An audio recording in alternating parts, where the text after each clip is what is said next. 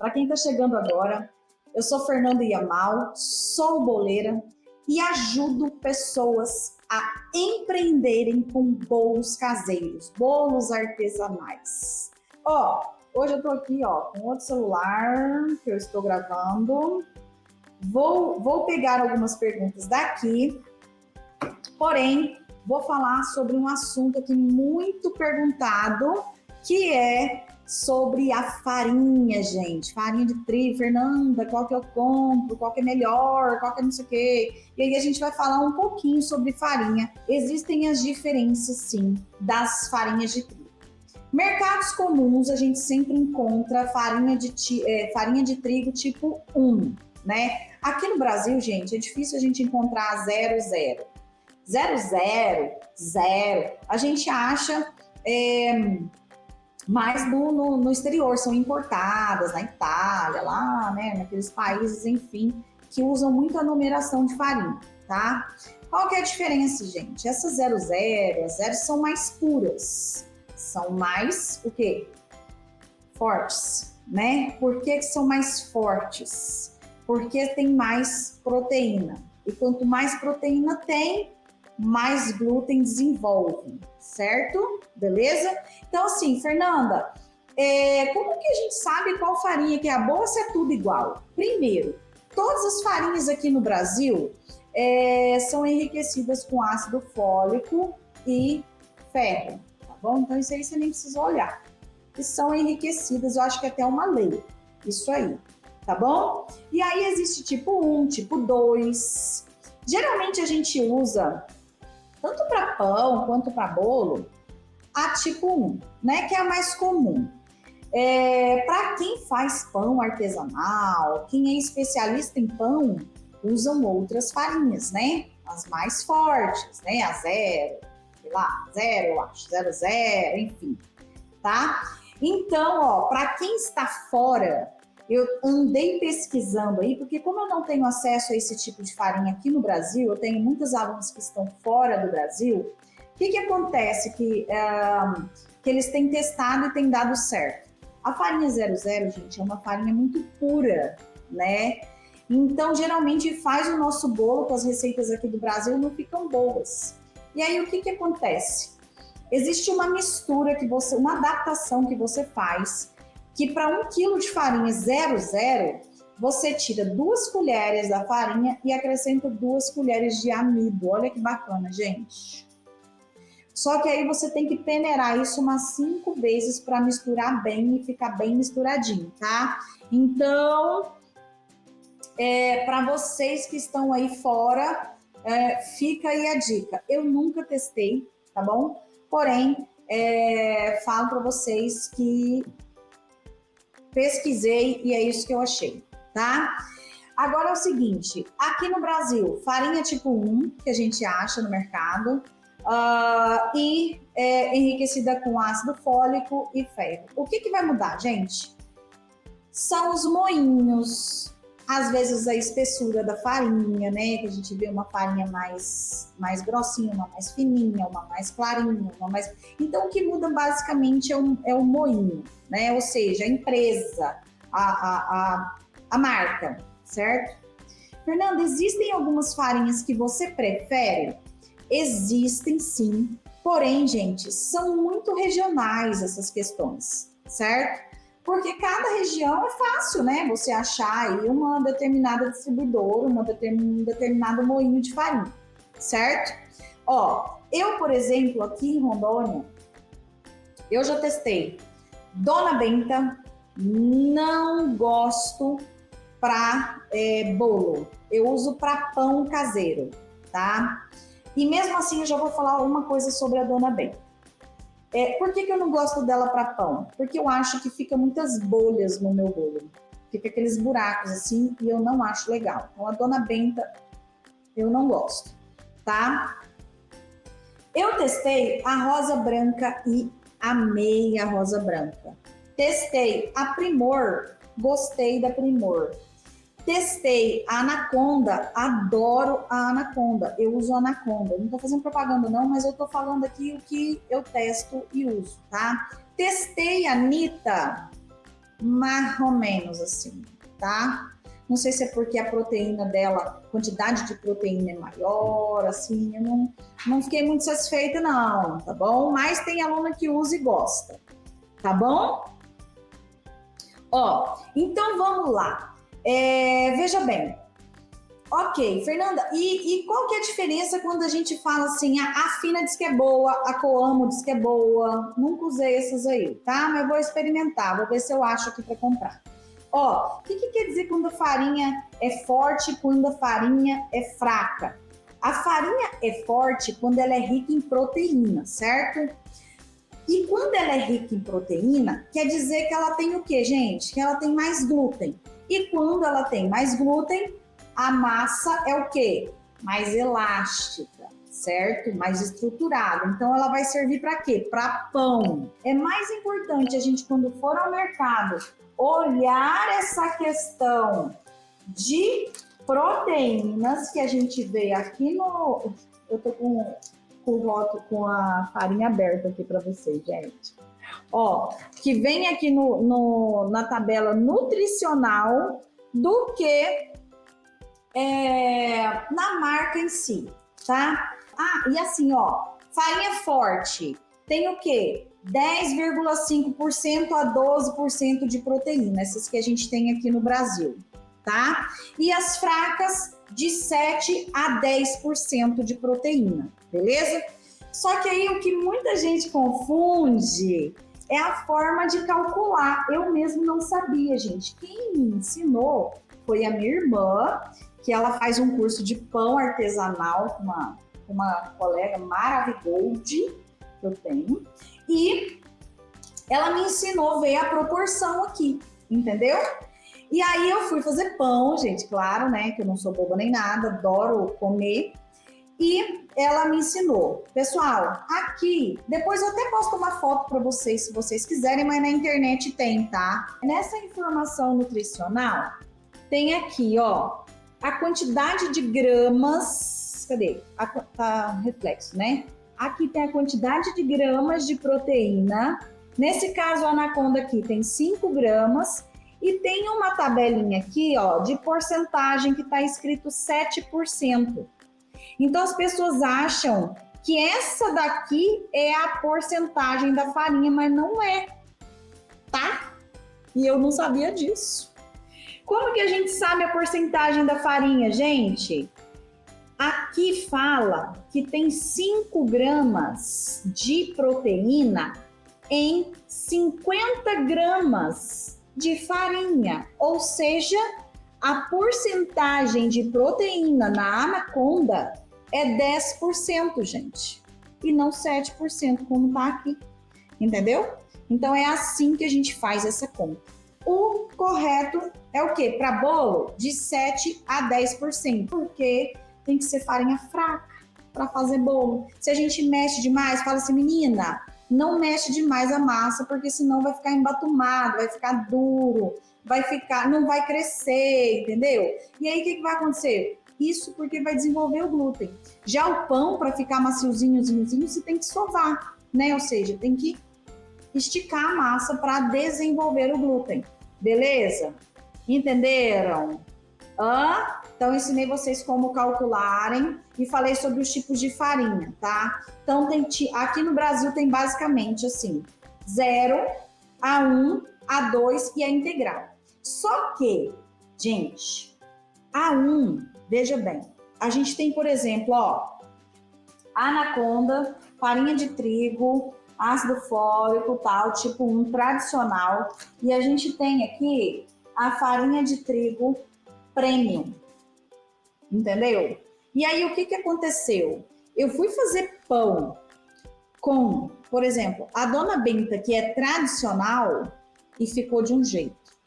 Não ficou tão legal o pão quanto essa daqui, tá bom? Então, assim, a Premium, eu acho que ela é um pouquinho mais fina. Eu não usei a Anaconda Premium ainda para fazer bolo, mas eu já usei uma marca chamada, se eu não me engano, era Nonita Premium ou Horizonte Premium, e não gostei, porque a farinha era muito fina e meu bolo ficava muito baixinho, a massa ficava mais pesada, tá bom? Então, eu não uso premium, eu uso a farinha comum. Então, você peneira, gente, ó, veja bem. Eu peneiro o chocolate, eu peneiro a farinha, só não peneiro o açúcar, tá? O resto tem que peneirar. Por quê? Para não ficar grumos. A farinha de aveia, gente, tem que peneirar. Porque senão você não consegue dissolver os grumos dela, tá? Assim, ó, veja bem, gente, tipo 2, ela é um pouquinho mais escurinha, geralmente é usada para fazer biscoito. O povo usa para fazer biscoito, né? Eu não uso para fazer bolo, não, porque ela não é tão branquinha quanto a tipo 1, tá bom? Que mais, gente? A integral. E a integral, gente, é aquela menos processada, ela é mais escura, né? Faço bolos com integral, eu até tenho algumas receitas aqui, mas eu não vendo. Eu desenvolvi outras receitas aqui com integral agora, e que até é surpresa aí para as minhas alunas. Desenvolvi salgado, desenvolvi doce, né? Então, uso sim a integral, mas não para bolo. E quando eu não uso só a integral, tá? Porque eu acho que eu não gosto do gosto dela, não. Acho que fica muito gosto. Fernanda, amo tudo que você faz. Sobrou o ovo na hora de pesar. O que eu faço? Estraga ou uso? Gente, ó, veja bem. O ovo é uma coisa, o tamanho dos ovos é uma coisa muito importante na nossa receita. Todas as receitas que vocês procurarem aí na internet, vocês podem ter certeza, a maioria, tá? Que elas são preparadas, são elaboradas para ovos médios, ou seja, de 50 a 60 gramas. Porque a gente sabe que tem ovos pequenos, ovos médios, ovos grandes, jumbo, extra grande, GG, não sei das quantas. E o ovo é uma coisa muito importante na receita da gente, porque se a gente usa o ovo em excesso, o que vai acontecer? A sua massa vai desequilibrar e ela pode crescer e embatumar, entendeu? Então, o ovo é muito importante.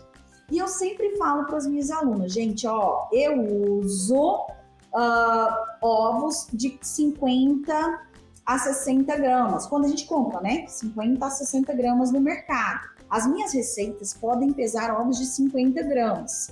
Passou disso, você fraciona, né? Diminuiu, você aumenta. Se não chegou a 150, por exemplo, que é o que eu peço numa determinada receita, você aumenta. Você tem ovos aí de 70 gramas. Você vai colocar, por exemplo, 2 ovos, que vai dar 140 gramas, e 10 gramas. O que é 10 gramas, gente? É uma colher de sopa. Só que eu nunca gosto de colocar menos. Por quê? Porque o bolo fica menor. Então, eu gosto de colocar no peso ou um pouquinho a mais. Beleza? Então, o que eu vou fazer? Eu vou quebrar o terceiro ovo, vou misturar num bol e vou completar ali em cima da balança, porque balança, gente. Se você é boleira ou se você pretende ser, pelo amor de Deus, compre uma balança, tá? E para não ter erro, para não perder dinheiro, para não perder receita. Então, vou lá e peso. E isso eu vou fazendo com as receitas, entendeu? Então, eu sempre deixo aquele ovo ali, que tá batido, e vou acrescentando. Se chegar no momento e tiver ali, cara, 20 gramas de ovos, acrescenta na receita, que não vai dar ruim não, vai dar bom, entendeu? Então, não perca ovos, ok? Na pior das hipóteses, faz ovo mexido, cara. Faz uma farofa, faz alguma coisa com esse ovo, mas não joga fora, beleza? E vai misturando aos poucos.